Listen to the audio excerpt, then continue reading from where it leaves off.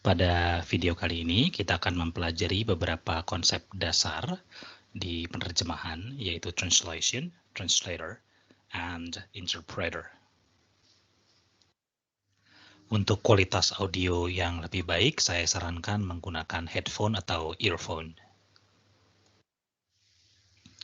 Kita mulai dari yang pertama, yaitu penerjemahan itu sendiri atau translation. Di Cambridge Dictionary, definisi dari translation atau penjelasan dari lemma atau entry translation adalah something that is translated or the process of translating something from one language to another. Definisi ini memang cukup panjang, tapi tidak cukup operasional. Ya.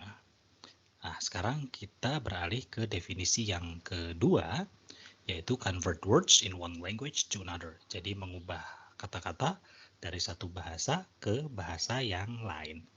Nah, ini definisi ini sangat sederhana dan mudah dipahami. Lalu pada kenyataannya memang ketika kita menerjemahkan, kita mengubah kata-kata dari bahasa asal ke bahasa sasaran. Tapi kalau kita hanya mengubah saja tanpa memperhatikan komponen-komponen yang lain, ya maka nanti hasilnya bisa jadi tidak maksimal. Kita lihat di sebelah kanan ada contoh penerjemahan yang dilakukan oleh Google Translate secara otomatis. Cantiknya bukan main diterjemahkan menjadi beautiful is not playing.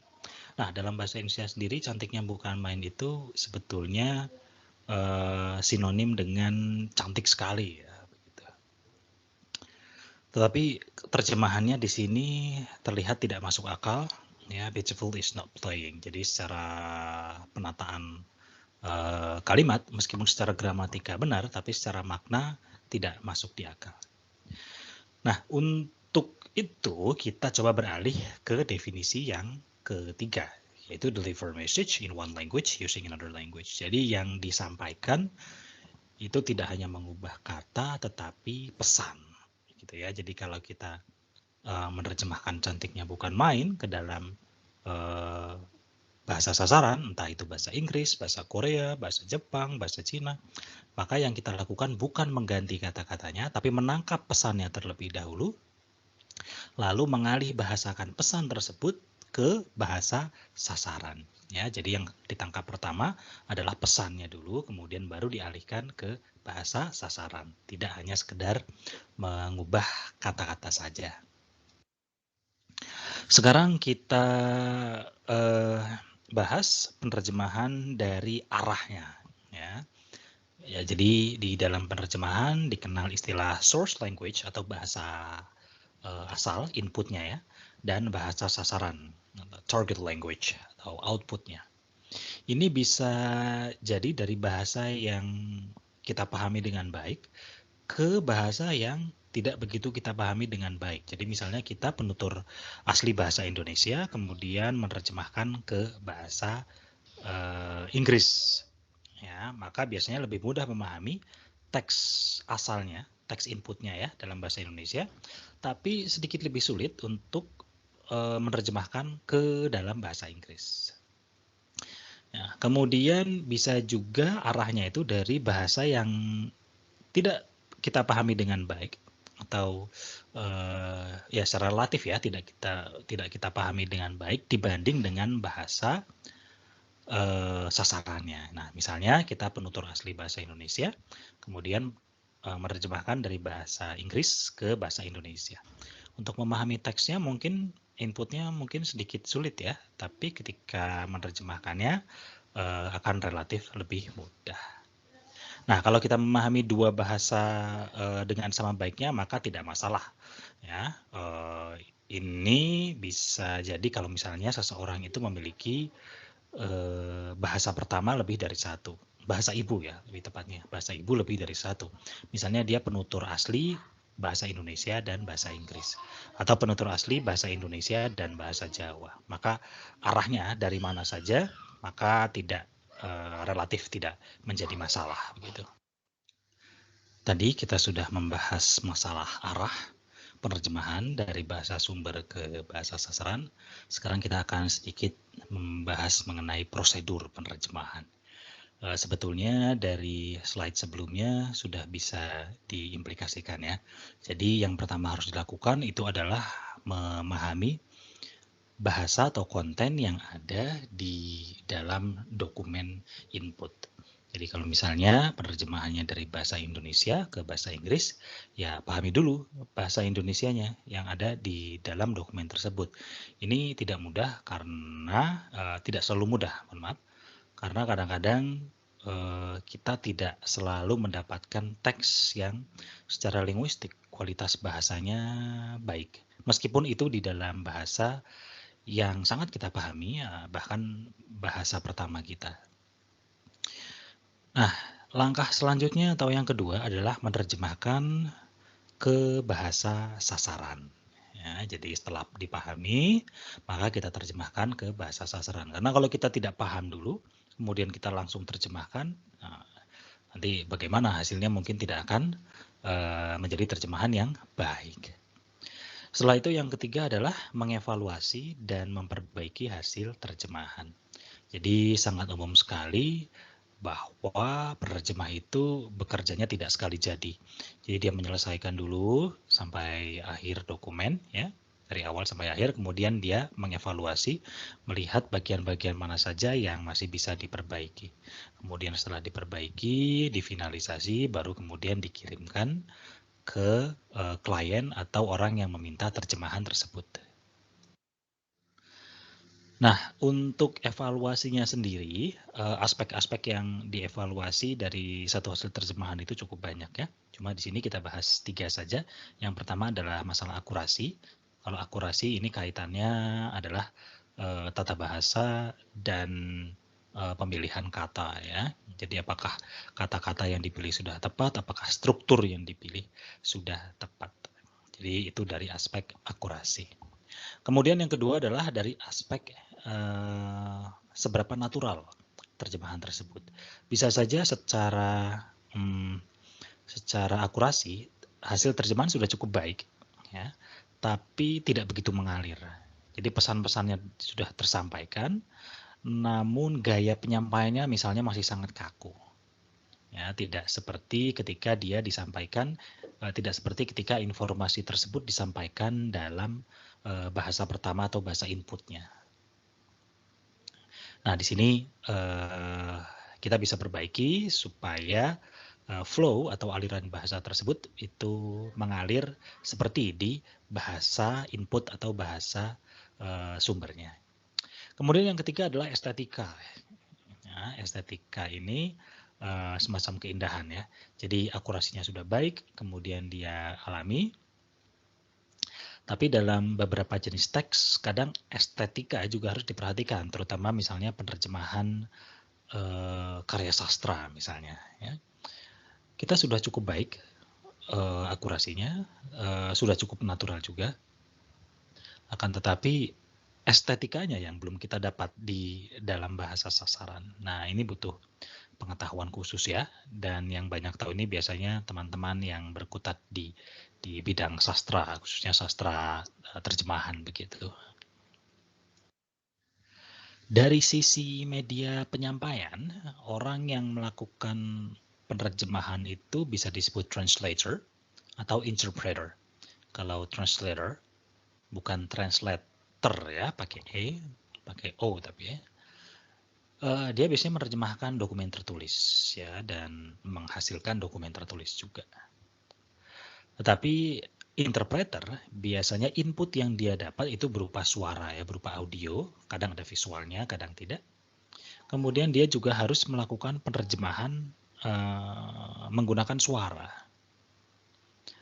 Nah, jadi itulah perbedaannya antara translator ya dan interpreter. Kalau dalam bahasa Indonesia, translator ini adalah penerjemah, sedangkan interpreter adalah juru bahasa. Untuk apa kita melakukan terjemahan? Ya, nah kalau sekarang kan kita melakukan penerjemahan di sini untuk berlatih, ya berlatih mengasah kemampuan penerjemahan. Tetapi ketika di luar sana nanti akan ada paling tidak 3 kategori untuk apa kita melakukan penerjemahan. Yang pertama adalah kita melakukan penerjemahan karena memang profesi kita demikian. Ya, jadi ini untuk penerjemah-penerjemah profesional atau pemilik agensi terjemahan yang kadang juga penerjemah juga ya. Jadi memang hidupnya bergantung pada hasil penerjemahan. Kemudian yang kedua, ya kadang orang menerjemahkan untuk masalah riset. Jadi dia profesional ya di area lain, misalnya dosen, lexicographer atau lexicographer ini adalah orang yang membuat kamus ya, terlibat dalam pembuatan kamus. Kemudian apakah dia seorang ahli IT, apakah seorang konsultan bahasa. Jadi dia profesional di bidang tersebut, tapi terjemahan itu sangat relevan dengan bidang profesionalitas yang ia tekuni. Jadi itu adalah kategori yang kedua ya. Yang pertama adalah penerjemahan memang sebagai profesi untuk hidup. Kemudian yang kedua adalah sebagai riset ya, profesional di bidang lain tapi terjemahan itu masih sangat relevan. Kemudian yang ketiga adalah orang yang menerjemahkan hanya untuk passion saja, hanya karena suka saja. Nah, ini misalnya ada penerjemah-penerjemah yang sifatnya volunteer ya. Jadi dia secara sukarela menerjemahkan kitab-kitab suci misalnya ya, atau bahasa-bahasa yang sudah hampir punah ya. Ini yang secara ekonomi demand-nya tidak begitu banyak ya. Atau dia menerjemahkan tapi dengan upah yang sangat-sangat rendah ya. Tapi karena memang passion-nya di situ ya tidak masalah, dia terima saja begitu. Berdasarkan kepada siapa seorang penerjemah bekerja, ya, kita bisa membagi penerjemah menjadi 2. Jadi yang pertama adalah in-house translator ya, atau interpreter ya. Yang kedua adalah freelance translator. Jadi kalau in-house ini dia bekerja untuk satu institusi, baik institusi swasta maupun institusi pemerintah. Ini bekerjanya penuh waktu ya. Di bagian kanan bisa Anda lihat ada jenjang jabatan untuk penerjemah. Jadi ada jabatan fungsional penerjemah untuk pegawai negeri sipil. Ya, jadi ada penerjemah ahli pertama sampai penerjemah ahli utama. Ada 4 jenjang karir gitu. Jadi ini PNS ya. Anda bisa lihat kalau PNS itu gajinya berapa, tergantung golongan ya. Dan untuk setiap jabatan fungsional dia akan mendapatkan semacam tunjangan begitu. Nah, kalau yang PNS kemungkinan untuk pendapatan sangat transparan sekali karena ini adalah jabatan publik. Tapi kalau Anda in-house translator ya, bekerja penuh waktu untuk sebuah institusi swasta, maka nanti akan berbeda-beda tergantung seberapa bonafit institusi di mana Anda bekerja sebagai penerjemah. Dan yang kedua adalah penerjemah freelance. Berbeda dengan yang di atas, kalau freelance ini dia tidak sepenuhnya bekerja untuk satu institusi saja. Jadi dia bisa bekerja di beberapa institusi dan biasanya paruh waktu begitu ya. Dan kadang-kadang banyak juga institusi swasta maupun pemerintah yang menggunakan jasa freelance ya. Bisa karena memang kebutuhan penerjemahannya tidak terlalu tinggi sehingga kalau membuat pengadaan jenjang jabatan penerjemah maka akan membutuhkan waktu, sehingga untuk mempersingkat dia menyewa saja penerjemah yang tersedia secara freelance begitu. Ya. Baik, kita lanjutkan ke slide berikutnya. Berdasarkan ketersediaan waktu, ada orang yang menerjemahkan itu full time sebagai penerjemah, dan ada juga yang part time. Kalau yang full time, ia mendedikasikan waktu pekerjaannya untuk bidang penerjemahan. Sedangkan ada juga yang part time, artinya dia menjadi penerjemah hanya sebagai pekerjaan sampingan saja. Berikut kita bahas beberapa aspek profesionalitas ya dari seorang penerjemah. Yang pertama adalah seberapa persuasif atau kemampuan marketing dari si penerjemah tersebut.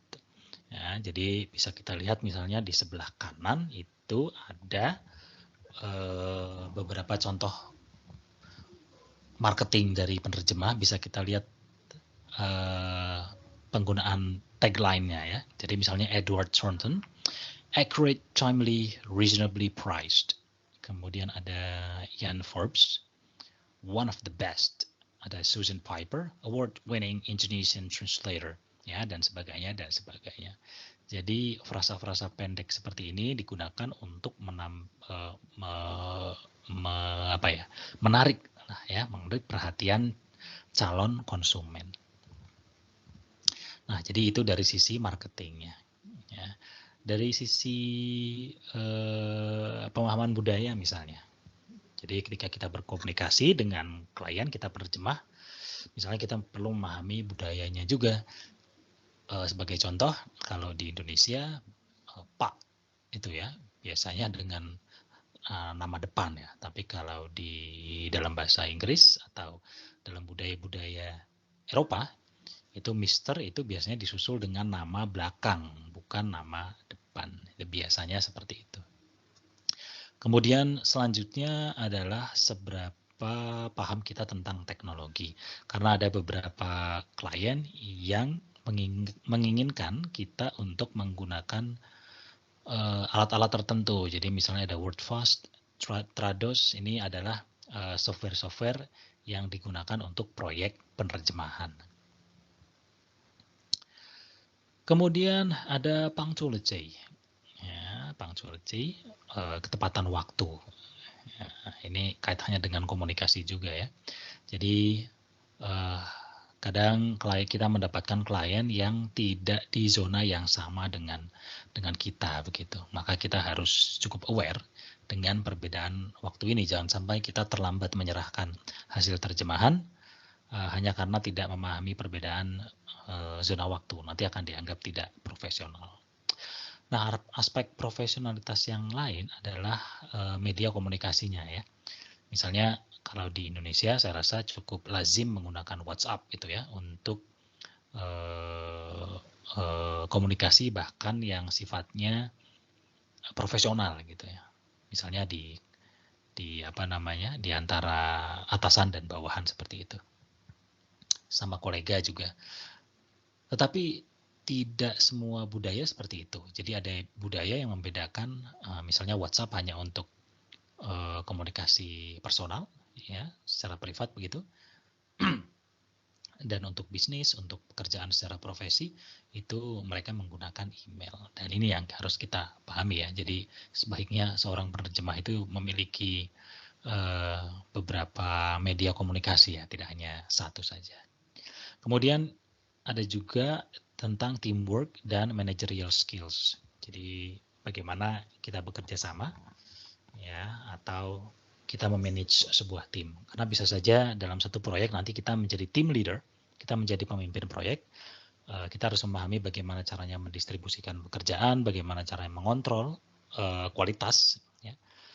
Dan ada kalanya nanti kita menjadi yang dipimpin, menjadi anggota. Nah, kita juga harus paham bagaimana caranya bekerja sama dengan kolega secara baik begitu. Nah, jadi itulah beberapa aspek-aspek profesionalitas dari penerjemah yang dibahas pada slide ini, dan sebetulnya masih banyak di luar sana ya, aspek-aspek lain. Silakan cantumkan di kolom komentar kalau Anda memiliki pandangan-pandangan yang berbeda atau Anda memiliki tambahan. Baik, jadi demikian untuk video kali ini.